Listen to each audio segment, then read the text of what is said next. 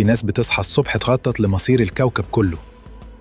منظمة غامضة كل اللي نعرفه عنها تاريخها مرعب، وعضويتها مش بالواسطة، دي بفلوس، دم ونفوذ. أهلا بيك في عالم هاروت. بداية القصة. الحدوتة تبدأ سنة 1832 في جامعة ييل، اللي كانت وقتها مش جامعة، دي كانت مصنع نخبة. شوية عيال أغنياء زهقانين من المحاضرات قرروا يعملوا نادي، بس مش أي نادي، لأ، ده نادي سري بأبواب مقفولة وطقوس أغرب من طقوس جواز العفاريت. سموا نفسهم سكال اند بونز، الجمجمة والعظام. أهو الاسم لوحده يخليك تحس إنك داخل فيلم رعب، بس الحقيقة أنت داخل فيلم سياسي مرعب. أول ما تنضم للنادي لازم تعدي باختبار، مش IQ ولا قدرات، اختبار فيه اعترافات محرجة، طقوس كأنك في معبد فرعوني، وممكن يلبسوك جلابية سودة ويخلوك تقول أسرارك بصوت تمثيلي.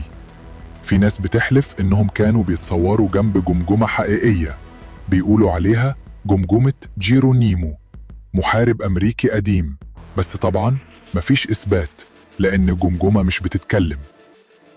مين بينضم؟ وبيعملوا إيه؟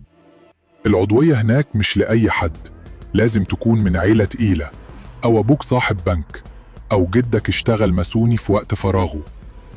منهم مين؟ جورج بوش الأب، جورج بوش الابن، وزراء، جواسيس، وصناع قرار.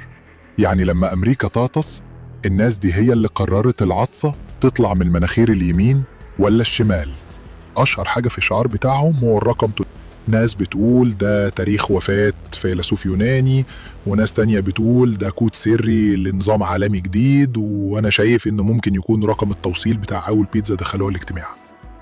الناس كتير بتربطهم بالماسونية. ليه؟ عشان كله سرية، كله رموز، كله نفوذ. وبالصدفة العجيبة اللي بيرأس منظمة الجمجمة والعظام غالبا بيكون صاحب أصحاب مع ناس ماسونية، أو بيحضر نفس الاجتماعات اللي فيها الكراسي بتدور لوحدها.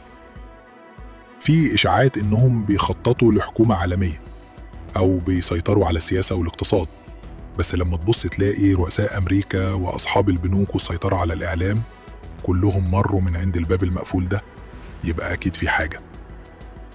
الجمجمة والعظام مش بس اسم مخيف، دي حكاية ناس بتحب تلعب الشطرنج بالبشر، واللي يخسر بيتشال من الرقعة. وعلشان كده يا صاحبي، لو عايز تعرف أكتر عن العالم اللي محدش بيحكي عنه، لو بتحب الأسرار، الرموز، والتحليل اللي يخليك تراجع كل اللي كنت فاكره طبيعي، يبقى لازم دلوقتي حالا تشترك في القناة وتفعل الجرس عشان يوصلك كل جديد أول بأول، وسيب كومنت تقول لنا رأيك، واعمل شير عشان أصحابك يدخلوا الدوامة معانا.